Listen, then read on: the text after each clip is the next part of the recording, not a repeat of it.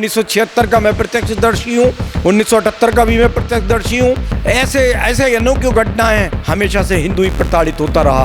एक कद्दावर नेता ने तोप लेकर के आए और पूरे मोहल्ले को उड़ाने की साजिश रची। आप पुराने इतिहास को उठा करके देख लें, कितने हिंदू समाज के लोग मारे गए और कितने मुस्लिम समाज के लोग मारे गए। जिस क्षेत्र में आप खड़े हुए हैं, पहले कभी हिंदू एरिया हुआ करता था, आज यहाँ पर भी घर से लोग जा चुके हैं। नमस्कार, बहुत बहुत स्वागत है आपका हमारे चैनल पर। मैं हूं रजत शर्मा। अभी हमारी मौजूदगी उसी संभल में है जो लगातार विवादों में रहता है। 1976 से लेके 2024 तक यहाँ पर दंगे हुए हैं और जो वो रिपोर्ट आई है 450 पन्नों की, उस पर हम ग्राउंड रियलिटी जानने के लिए आए हैं कि आखिरकार संभल में क्या कुछ है, उन दंगों का क्या सच है। उसी के लिए संजय कुमार गुप्ता जी मेरे साथ मौजूद हैं, इनसे बातचीत करेंगे और जानने की कोशिश करेंगे कि आखिरकार संभल का क्या माहौल है और वो जो रिपोर्ट आई है वो कितनी सच है। संजय जी, आप बताइए मुझे कि किस तरीके का माहौल यहाँ का है और जो रिपोर्ट आई है 1976 से लेके 2024 तक के दंगों का जो है उसमें जिक्र किया गया। सबसे पहले मैं अपने यशस्वी मुख्यमंत्री माननीय योगी आदित्यनाथ जी को धन्यवाद देना चाहूँगा कि उन्होंने एक आयोग का गठन किया, जिस आयोग ने एक सत्य तक उजागर करने का काम किया। संभल एक ऐतिहासिक पौराणिक नगरी है, 68 तीर्थ 19 कूपों की नगरी। इस नगरी के साथ सदा से दोहन होता रहा। यहाँ की प्राकृतिक संपदाओं को नुकसान पहुँचाया जाता रहा है।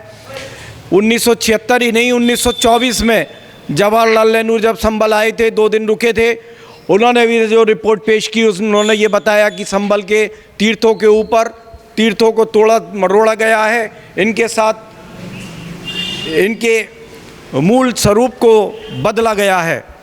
उसके बाद 1936 में भी यहाँ पर मुस्लिमों द्वारा आक्रमण किया गया और यही नहीं, उसके बाद यहाँ के एक कद्दावर नेता ने तोप लेकर के आए और पूरे मोहल्ले को उड़ाने की साजिश रची। उसमें भी 2 लोग मारे गए थे। तोप का गोला छोड़ने से पहले लोगों ने उनको रोक लिया। उसके बाद 1947 में, 1953 में, 1957 में, उसके आज़ादी के बाद लगातार सीरियल रहा दंगों का। 1976 का मैं प्रत्यक्षदर्शी हूँ, 1978 का भी मैं प्रत्यक्षदर्शी हूँ। 1978 में जो लोग मारे गए उनके घर परिवार नष्ट हो गए और यहाँ से छोड़ करके सब पूरे परिवार चले गए। बड़ी दर्दनाक घटना है। उनको मारा किस तरीके से गया था, अगर उस घटना को विवरण करेंगे तो आंखों में आंसू आ जाएंगे। उनकी संपदाएं लूट ली गई, उनके ट्रक जला दिए गए, उनके जो वहाँ पर सीरे के ड्रम रखे हुए थे उनमें आग लगा करके उनमें आदमी को झोंक दिया गया। 185 लोग एक ही स्थान पर मारे गए। उसके बाद 200 कुछ लोगों की पूरी घटना 1991 में, 1985 में, 1985 में ठीक बाजार में एक व्यक्ति को बोरी में मार करके काट करके और डाल दिया गया। ऐसे अनोखी घटनाएं हमेशा से हिंदू ही प्रताड़ित होता रहा। संजय जी, क्या कारण रहा? लगातार हम जब बात कर रहे हैं मुस्लिम समाज के लोगों से तो उनका ये कहना है कि हमारा तो भाईचारा है, ये सब अफवाहें हैं, इसको तूल दी जा रही है, इसको एक राजनीतिक जो है पूरा राजनीति की तरफ मोड़ा जा रहा है। मैं नहीं कहता भाई ये चारा है, मुझे नहीं पता भाई ये चारा है। ये स्पष्ट आप पुराने इतिहास को उठा करके देख लें, कितने हिंदू समाज के लोग मारे गए और कितने मुस्लिम समाज के लोग मारे गए। अगर ये झूठ है कि उनकी संपदाओं को नुकसान पहुंचाया गया तो कौन सा भाईचारा था। मैं ये कहना चाहता हूं 24 नवंबर के बाद जो दीवार खड़ी हुई है आपस में, उसका क्या परिणाम निकलने जा रहा है। मैं आज माननीय यशस्वी मुख्यमंत्री योगी आदित्यनाथ जी से निवेदन करूंगा कि हमारी सुरक्षा की यहाँ पर गारंटी दें। जो यहाँ पर पुलिस प्रशासनिक अधिकारी हैं उनको संभल में बैठाएं, ना कि यहाँ से 30 किलोमीटर दूर बैजोई में। और मैं दूसरी बात कहना चाहूँगा कि यहाँ पर मिलिट्री का डिप्लॉयमेंट होना चाहिए, यहाँ पर सेना रहनी चाहिए, यहाँ पर पुलिस का पूरा प्रबंध होना चाहिए। छोटी छोटी चौकियों से काम नहीं चलेगा। जब 5,000 20,000 लोगों की भीड़ आती है तो थोड़े से पुलिस बल पीछे हटना पड़ता है। उसका प्रत्यक्ष उदाहरण है कि DIG को मारा गया, एसडीएम को भरे चौराहे पर होली के बाद मारा गया, और अनेकों तरीके के अनेकों प्रकार के प्रशासनिक अधिकारी भी मारे गए। अगर उस दिन प्रशासन ने स्टेप न उठाया होता तो मेरा घर उसके पास ही में ही है, मैं बिल्कुल आपको बताना चाहूँगा कि पूरा का पूरा मोहल्ला साफ हो गया होता। जिस प्रकार से वहाँ पर उन लोगों पर असला इत्यादि थे उसका कोई सानी नहीं था। तो मेरा कहना यह है कि अगर वास्तव में हमारी सुरक्षा चाहते हैं, माननीय योगी आदित्यनाथ जी हमें चाहते हैं कि हम यहाँ संभल में सुरक्षित रहें, 15% से 5% ना हो, तो मैं यही कहूँगा, उनसे यही कहूँगा कि यहाँ संभल में पुलिस प्रशासनिक व्यवस्था दी जाए, हमारी सुरक्षा की गारंटी दी जाए। जिस क्षेत्र में आप खड़े हुए हैं, पहले कभी हिंदू एरिया हुआ करता था, आज यहाँ पर भी घर घर से लोग जा चुके हैं, और जो घर हैं वो मुस्लिमों के कब्जे में आ चुके हैं। जो मकान 1 करोड़ का हुआ करता था वो 10-10 लाख रुपए में बेच के जा चुके हैं लोग, और कोई नोएडा चला गया, कोई मुरादाबाद चला गया, कोई कहीं चला गया।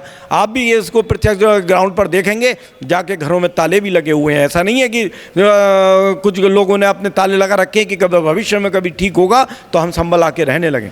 ये आपने बताया कि घरों को जला दिया गया, भगा दिया गया, फैक्ट्रियाँ फूंक दी गई, तमाम ऐसी घटनाएं आपने बताई, लेकिन इनका कारण क्या है, वजह क्या है, क्यों हुआ ऐसा, क्या वजह थी, किसकी तरफ से शुरुआत हुई, या फिर ये जो सारी घटनाएं हुई ये सिर्फ हिंदू और मुस्लिम को देखकर हुई, या फिर समाज जो है वो ज़्यादा उनका है इस वजह से हुई, क्या कुछ कारण रहा? ये एक प्रोपेगेंडा फैलाया जाता है कि फला आदमी को मार दिया या फला जगह की मस्जिद तोड़ दी, और उसमें हजूम इकट्ठे होकर आता है।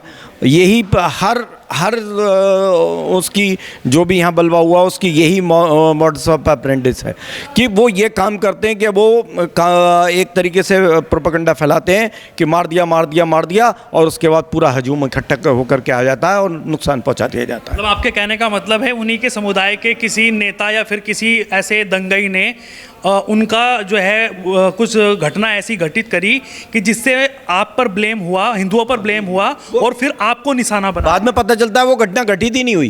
कई बार ऐसा हुआ, 1976 में हुआ ऐसा, 1978 में भी ऐसा ही हुआ। क्या हुआ था बताइए। 1978 में एक बौड़ादी के ट्रांसपोर्टर को मार दिया, और वहाँ से चले मारते हुए लोगों को, और बहुत लोगों को मार दिया उन्होंने इसी घटना को लेकर के। तो ये एक घटना होती है। 1976 में यह हुआ कि एक उसको मार दिया, क्या नाम, इमाम को मार दिया, लेकिन इमाम को पता चला आपसी रंजिश थी। तो ये भी ऐसे ही अभी भी 2024 में भी यही घटना हुई कि वो साहब मस्जिद पर कब्जा कर लिया, मस्जिद को तोड़ दिया, और ये साहब इन्होंने ये घटना करने की कोशिश की। मतलब ब्लेम हिंदुओं को किया गया और उन्होंने कुछ नहीं किया, उनको निशाना भी बनाया गया। मतलब जो काम हिंदुओं ने नहीं किया उसकी सजा उनको देनी। बचा क्या है, ये तो गुंडा। यहाँ कभी हिंदू कुछ करता ही नहीं है। हिंदू तो अपने आप को बचाव करने की कोशिश करता है बस। तो जिस तरह से अब ये घटनाएं घटित हुई और उसके बाद में सारी चीज़ें निकलकर सामने आ रही है, जो वो रिपोर्ट जो है वो न्याय समिति की है, वो सत्य आप समझते हैं? बिल्कुल सत्य। कहा गया 15 दंगे हुए, बिल्कुल सत्य है। हर सीरियल है, हर 2-3 साल बाद शुरू हो गया। 76 के बाद तो लगातार ही बलवे होते रहे। सबसे बड़ा विवाद जो 2024 में सर्वे को लेकर हुआ था वो वही जामा मस्जिद, जिसको आप जो हैं आप समाज के लोग हरिहर मंदिर है, वो तो 1529 में बाबर ने उस पर कब्जा किया है। बाबर के जो उसका सेनापति था वो यहाँ संभल आया था, उसने कब्जा किया उस पर। अच्छा। तो उसको, वो तो निश्चित बात है कि वो मंदिर है, उसमें प्रमाण भी है मंदिर के, वो मंदिर ही है। लेकिन अभी तो वहाँ नमाज चल रही है 5 टाइम। वो बस भगवान श्री कल्की जी देखेंगे इसको, उनका यहाँ पर प्रकटते है स्थल है, वो देखेंगे इसको। अच्छा। हाँ। तो जिस तरह से अभी देख सकते हैं कि मैं देख रहा था जाकर, एक तरफ तो हिंदू जो है एक बॉर्डर बना दिया गया है, इसको दुर्भाग्य कहा जाएगा हमारे देश का, हमारे प्रदेश का, हमारे इस जनपद का, कि एक तरफ तो यहाँ पर मुस्लिम धर्म के लोग हैं और लगातार झंडे लहरा रहे हैं, इस तरफ जो है हिंदू समाज के लोग हैं वो रह रहे हैं, बीच में बैरिकेड है, एक बॉर्डर बना दिया गया है। तो इसको लेकर क्या कहना चाहेंगे? अब ये आप देख लीजिए, यहाँ पर ग्राउंड रिपोर्ट पर हैं आप, ग्राउंड में देखिए जा करके, आपको सब समझ में आ जाएगा कि हम कैसे घरों से निकलने की भी डरते हैं जी। तो डर मतलब अभी भी है? हाँ, बिल्कुल बरकरार है। जब तक यहाँ पर पुलिस प्रशासनिक व्यवस्था पूरी नहीं होगी तब तक डर बना रहेगा। अच्छा, यहाँ के जो सांसद रहे हैं पहले और अब उनके पोते हैं, वो जो है कहते हैं कि भाई उन्होंने बहुत शांति व्यवस्था बना के रखी। हाँ, वो 20-25 हज़ार लोग लेके चलते हैं अपने साथ। 20-25 हज़ार? हाँ, लोग लेके चलते हैं अपने जब मैं साथ। मुस्लिमों से पूछ रहा था, कह रहे थे वो तो बहुत शांति लेकर, भाईचारा लेकर चलते। नहीं, मैंने बताया ना आपको, 20-25 हज़ार लोग लेके चलते हैं साथ। तो वो कैसे लोग हैं? वो 20-25 हज़ार लोग कैसे होंगे वो वही बता सकते हैं। कहा कि तुर्क और जो है पूरा मुस्लिम जो पठान आपस में पठानों में और तुर्क में विवाद चलता रहता है, इसलिए वो और भी ज़्यादा वो रहते हैं। तो उसमें हिंदुओं का क्या है? हिंदुओं को कुछ नहीं, बेचारे हिंदू तो कभी कुछ कहते ही नहीं उनसे। हिंदुओं तो बिना वजह में टारगेट रहते हैं उनके। हिंदू कभी कुछ नहीं कहते। हिंदू तो अपनी जायदाद, ज़मीन जायदाद भी बचा नहीं पाते उनसे। कह रहे कि उनको फंसाया गया, अभी समाजवादी से हैं इस वजह से जो नहीं, वो फंसाया, वो तो वही बताएंगे कि वो उन्हें फंसाया गया या जिया उर्फ रहमान बर्क जो हैं। 20,000 आदमी ऐसे ही इकट्ठे होकर आ गए वहाँ पर। 20,000 आदमी बिना किसी के बुलाए पे आ गए क्या? जो मस्जिद के पास चारों तरफ इकट्ठे हो गए, वो 20,000 आदमी कौन बुलाया था? बताएंगे ना वो। तो वो पूरा मुस्लिमों का वर्चस्व और पूरा उसको लेकर एक जो यहाँ पर बताया गया है कि कुछ ऐसे लोग भी हैं मुस्लिम समाज के, ऐसे बताए गए हैं। क्या वो सत्य है? आप उसको जानते हैं कि उनके पाकिस्तान से संबंध है, आतंकी संगठनों से जुड़े हुए हैं? बिल्कुल, वो तो सर्टिफाइड हैं सब, पकड़े गए, पकड़ के ले गए यहाँ से, और पूरा उनको पता है। तो ये तो निश्चित बात है कि जब हैं तो हैं, उसमें क्या कर सकते हैं। आप अपने आप को कितना सेफ मानते हैं?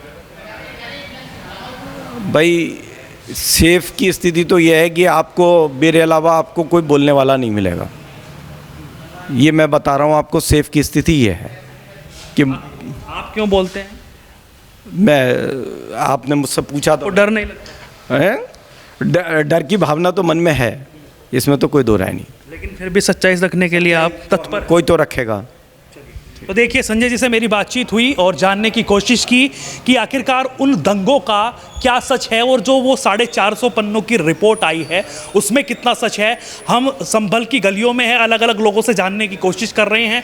आखिरकार जो साक्ष्य हैं उन्होंने अपनी बात रखी है कि वो 1976 का दंगा, 78 का दंगा और अभी तक जितने भी दंगे हुए हैं उन पर इन्होंने जो इनको पता था वो अपनी राय रखी। आपको उनकी राय कैसी लगी कमेंट करके ज़रूर बताइएगा और जुड़े रहिएगा हमारे चैनल के साथ। नमस्कार।